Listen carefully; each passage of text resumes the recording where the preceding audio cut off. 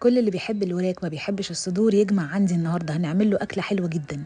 هنعمل اكله هتلم العيله واكله موفره واكله حلوه قوي.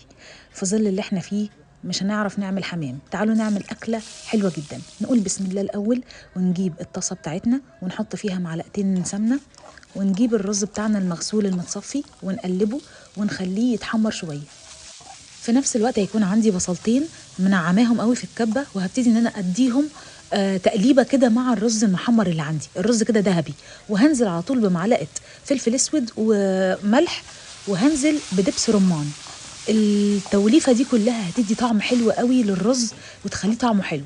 هنزل بكوبايه الا ربع ميه، عايزاه يستوي كوبايه الا ربع ميه مغليه، مش يستوي كامل، يستوي نص سوا، لانه هيبتدي ان انا استعمله في حشو الوراك الفراخ. هجيب وراك الفراخ من عند الفرارجي وهكون موصياه ان هو يعملهم لي حركة الحمام الكداب، يشيل منهم العظم بحيث ان انا اعرف احشيهم، وبحيث ان انا اعرف اخلي شكل الورك يعني بالظبط شبه الحمامة بالظبط.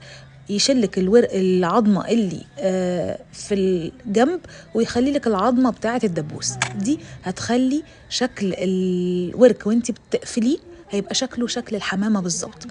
وتبتدي انك تحطي من الرز بتاعنا اللي هو المستوي 3/4 سوا، وتقفلي عليه كويس، يا اما بقى بالستيكس اللي انت شايفاها دي، يا اما لو عايزه ان انت مثلا تلفيه كويس بفويل، وبعد كده في التسويه تبقي تشيلي الفويل منه، مفيش اي مشكله. بس انا هنا فضلت ان انا اعمله بالستيكس عشان يبقى الحشوه جوه وما تقعش مني ابدا في التسويه.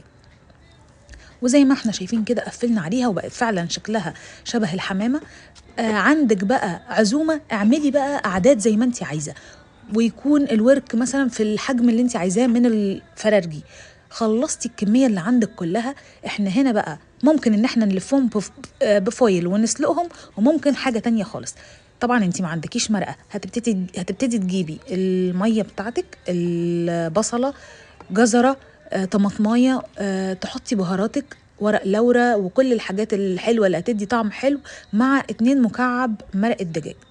وهتبتدي ترصي الفراخ بتاعتك او الحمام بتاعك الكداب في صينية، وهتنزلي عليه بالكبشة كده يعني ايه، كبشتين كبشتين كده، ويا اما على النار يا اما في الفرن ياخدوا التسوية بتاعتهم.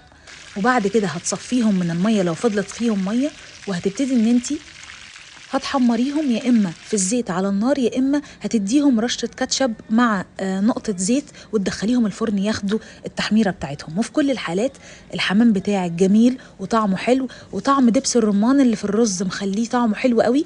جربي وقولي لي رايك. هستنى تعليقاتكم الجميله. اسيبكم على خير واشوفكم في خير، والسلام عليكم ورحمه الله وبركاته.